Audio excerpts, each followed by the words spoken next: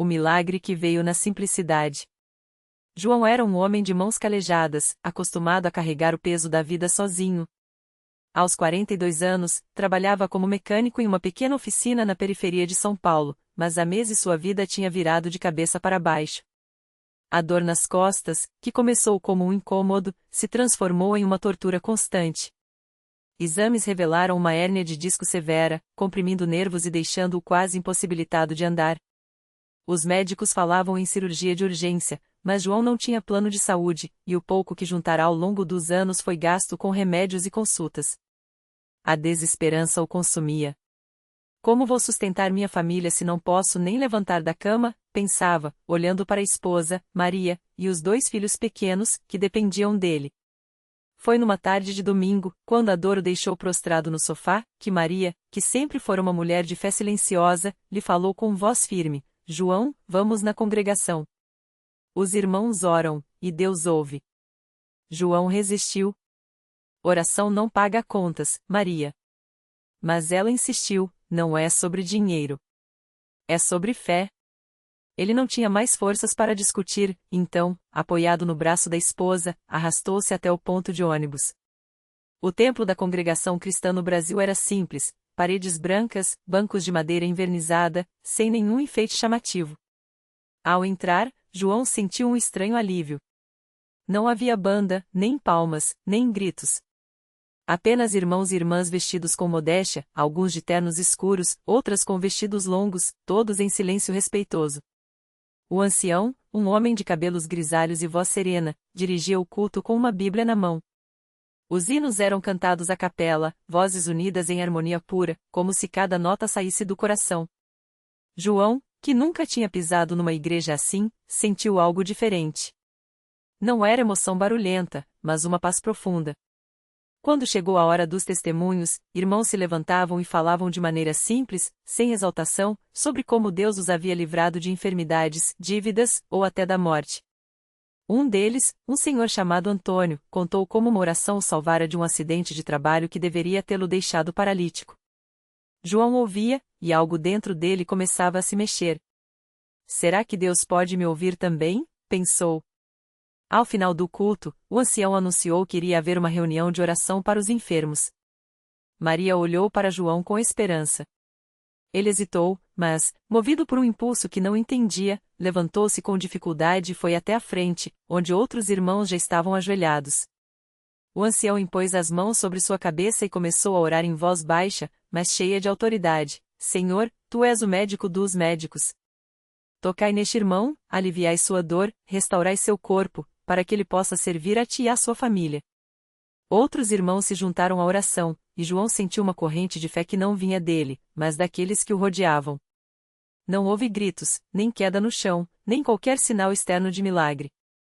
Mas quando João se levantou, após minutos que pareceram horas, sentiu algo diferente. A dor ainda estava lá, mas era como se uma força nova o sustentasse.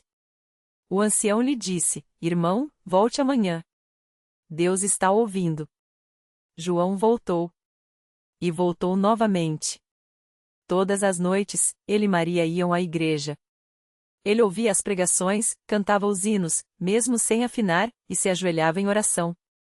Aos poucos, começou a perceber que conseguia ficar mais tempo em pé. A dor não sumira, mas sua fé estava crescendo. Até que, numa sexta-feira, durante a Santa Ceia, algo mudou. Enquanto o ancião partia o pão e falava sobre o sacrifício de Cristo, João sentiu uma comoção no peito. Não eram lágrimas de tristeza, mas de gratidão. Quando se ajoelhou para orar, pediu a Deus não apenas a cura, mas força para aceitar sua vontade. E então, ao se levantar, percebeu: a dor tinha ido embora. Completamente. Ele moveu as costas, dobrou-se, andou sem mancar. Maria, ao vê-lo, cobriu o rosto com as mãos e chorou. Os irmãos ao redor louvaram a Deus em silêncio, com lágrimas nos olhos. No domingo seguinte, João deu seu testemunho. Em pé, com voz trêmula, contou como chegou à igreja arrastando os pés e como saiu andando firme. Não foi por minha fé, irmãos, disse. Foi pela fé de vocês, pelas orações, pela mão de Deus que não desampara os seus. O ancião sorriu e lembrou: assim é o Senhor. Ele não precisa de espetáculo. Ele age na simplicidade, no coração quebrantado. João não apenas voltou a trabalhar, como também se batizou nas águas, confessando Jesus como seu Salvador. Hoje, anos depois, ele serve na igreja como diácono, ajudando outros que chegam com suas dores. Sempre que alguém pergunta como foi curado, ele responde: não foi num instante. Foi num processo de render-me a Deus, de aprender que Ele não nos abandona, mesmo quando não entendemos seus caminhos. E assim, na quietude de um templo sem instrumentos, sem holofotes, apenas com irmãos que oram e creem, João aprendeu a maior lição: os milagres de Deus não dependem de nossa força, mas de sua misericórdia. E ele escolhe se revelar não no barulho, mas no silêncio de um coração que finalmente se abre. A vida de João mudou tanto que até os médicos que o haviam desenganado ficaram surpresos. Um deles, o doutor Carlos, que havia acompanhado seu caso desde o início, não conseguia explicar como as lesões no fígado haviam desaparecido por completo nos exames. Isso não tem explicação médica, confessou, olhando para os resultados com os olhos arregalados. João apenas sorriu e disse: tem sim, doutor. Tem um nome, Jesus. Mas a história de João não terminou ali. Sua cura foi só o começo de uma corrente de bênçãos que atingiu até quem ele nem imaginava. Sua esposa, Maria, que havia se afastado da fé depois de tantas orações aparentemente não respondidas, viu o milagre com seus próprios olhos e também se rendeu aos pés do Senhor. Eu achava que Deus tinha nos esquecido, ela contava chorando no culto de batismo, mas Ele só estava preparando algo maior. Os filhos do casal, que cresceram vendo o pai fraco e a mãe desanimada, agora haviam uma família unida na igreja. O mais velho, Pedro, que já estava se envolvendo com más companhias, sentiu o toque de Deus num culto de jovens e hoje é obreiro, levando a palavra para outros adolescentes. Se meu pai pode ser curado, nada é impossível para Deus, ele diz com convicção. Até a vizinhança notou a mudança. João, que antes mal saía de casa, agora visitava os doentes, levava alimentos para famílias carentes e orava com quem precisava. Muitas pessoas que o viam como um caso perdido começaram a frequentar a Universal, atraídas não por promessas, mas pela transformação real que viram nele. Numa tarde, enquanto João ajudava a organizar cadeiras no templo, um homem de aparência abatida entrou e sentou-se no último banco. Era um ex-colega de trabalho, que há anos não via. O homem, chamado Antônio, estava com os olhos vermelhos e as mãos trêmulas. João, me disseram que você estava curado. Eu não acreditei. Mas agora não tenho mais para onde ir. Ele então contou que havia sido diagnosticado com a mesma doença, e os médicos davam poucas esperanças. João não hesitou. Sentou-se ao lado dele, colocou a mão em seu ombro e começou a contar como Deus o havia restaurado. Não com palavras bonitas, mas com a verdade crua de quem esteve no vale da sombra da morte e viu a luz. Não é sobre merecer, Antônio. É sobre confiar. Deus não muda. Ele me curou, e pode curar você também. Naquele mesmo dia, Antônio foi levado para frente, onde os pastores oraram por ele com fé. Não houve gritos, nem teatro. Só um homem quebrado diante de um Deus que ouve. E assim como aconteceu com João, a mudança não veio de uma hora para outra, mas veio. Semanas depois, Antônio voltou ao templo, desta vez com um sorriso no rosto e um laudo médico na mão. A doença havia regredido de forma inexplicável. Hoje, João e Antônio servem juntos na igreja, testemunhando que Deus não faz acepção de pessoas. Muitos pensam que milagre é só coisa de filme, algo que só acontece com os outros, diz João. Mas eu estava lá. Eu era um homem sem esperança. E Deus me encontrou bem onde eu estava, no chão, sem forças, sem fé. Ele não precisa de perfeição. Só de um coração que diz: Senhor, eu creio. Ajuda a minha incredulidade. E assim, na Universal, entre pessoas comuns que buscam a Deus com sinceridade, a história de João se multiplica. Porque milagres não são lendas. São realidades que acontecem quando a fé encontra a fidelidade de um Deus que nunca desiste de nós. Na mesma semana em que João compartilhava seu testemunho no púlpito, uma mulher chamada Maria sentava-se nos últimos bancos do templo, com os olhos inchados de tanto chorar.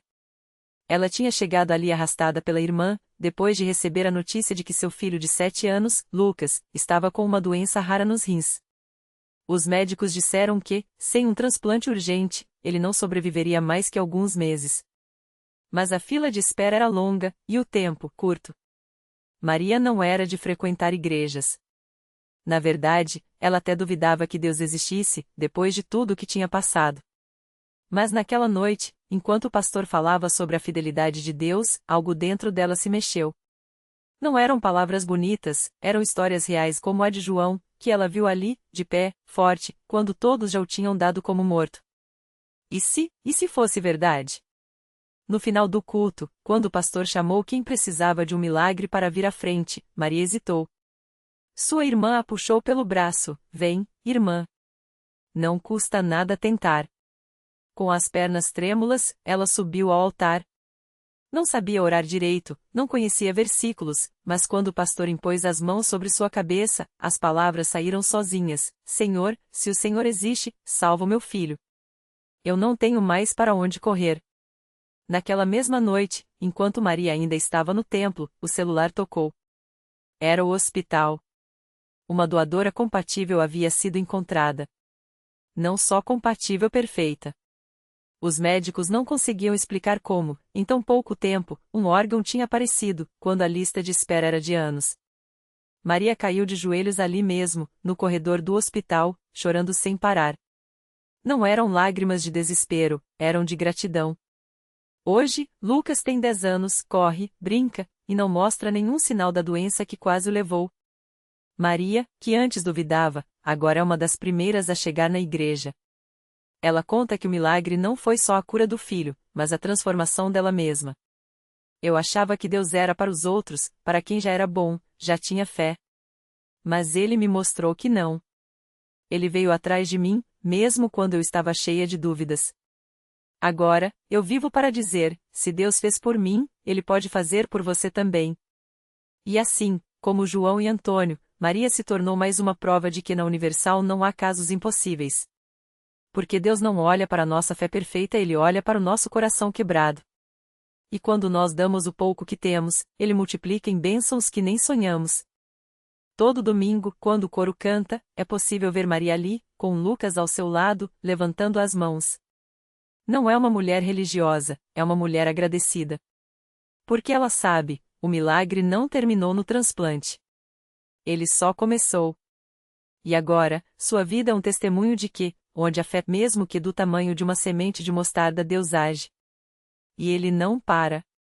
Maria nunca imaginou que, depois de tanto sofrimento, sua vida se transformaria em um farol para outras pessoas. Mas foi exatamente isso que aconteceu. Um dia, enquanto ela e Lucas esperavam o início do culto na Universal, uma mulher chamada Ana se aproximou, com os olhos cheios de lágrimas. Ela carregava um envelope amarelado, cheio de exames médicos, e uma dor que parecia impossível de esconder. Senhora Maria, eu ouvi seu testemunho no culto da semana passada, a voz de Ana tremia. Meu filho tem apenas 7 anos e está na fila de transplante de fígado há quase 1 ano. Os médicos dizem que não há mais tempo. Maria sentiu o coração apertar. Lembrou-se das noites em que chorava sozinha, achando que não havia saída. Mas agora, ela sabia que onde o homem diz não, Deus diz sim. Sem hesitar, ela pegou as mãos de Ana e disse: Vem comigo. Vamos orar agora mesmo. Elas se ajoelharam ali, no meio do templo, entre irmãos que também buscavam um milagre. Maria orou com a mesma fé que um dia a salvou, clamando não como quem pede, mas como quem já recebeu. E algo mudou naquela hora. Ana sentiu uma paz que não fazia sentido diante daquela tempestade. Quando se levantou, suas lágrimas tinham secado, e no lugar do desespero, havia uma certeza: Deus ouviu. 3 semanas depois, Ana voltou à igreja. Desta vez, não com exames, mas com o filho nos braços. O pequeno Miguel havia recebido o transplante de emergência, depois que um doador compatível apareceu de forma inesperada. Os médicos chamaram de coincidência médica, mas Ana e Maria sabiam a verdade: era a mão de Deus agindo mais uma vez. E assim, o ciclo continuou. Maria, que um dia foi salva por um milagre, agora se via como um instrumento para levar outros à mesma fé. Ela começou a visitar hospitais, levando palavras de esperança para famílias que, como ela já foi, estavam à beira do desânimo. Sempre carregava consigo um pequeno frasco de óleo consagrado na Universal, ungindo os doentes e orando com uma autoridade que só quem já viu o sobrenatural pode ter. Um dia, durante uma dessas visitas, ela conheceu o Sr. Roberto, um homem que há 10 anos lutava contra um câncer considerado terminal. Ele já havia passado por todas as formas de tratamento, e os médicos tinham dado apenas alguns meses de vida. Quando Maria entrou em seu quarto, ele estava deitado, olhando para o teto, como se já tivesse desistido. "O senhor ainda acredita em milagres?" Ela perguntou, sentando-se ao lado da cama. Roberto virou o rosto, amargurado. "Já orei tanto que cansei, moça. Deus deve ter coisas mais importantes para fazer." Maria sorriu, porque já havia ouvido aquelas palavras antes até de sua própria boca.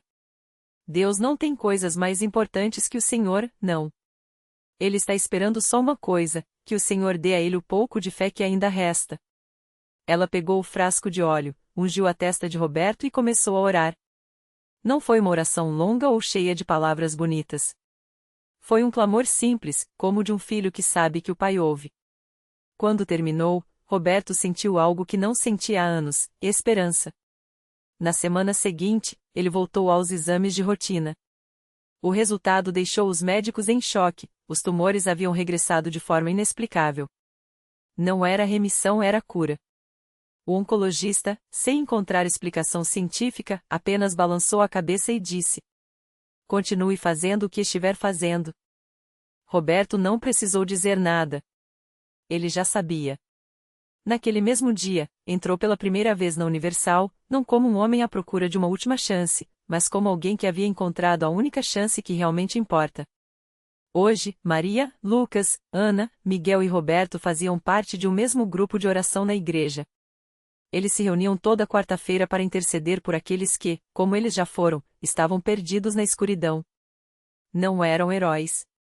Eram pessoas comuns, que descobriram que Deus não escolhe os capacitados, ele capacita os escolhidos.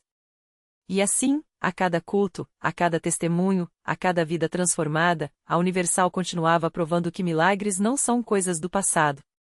São a marca de um Deus que não mudou. Que ainda hoje cura, libera e restaura. Basta que qualquer alguém creia. Porque no final, a história não é sobre Maria, ou João, ou Antônio. É sobre ele.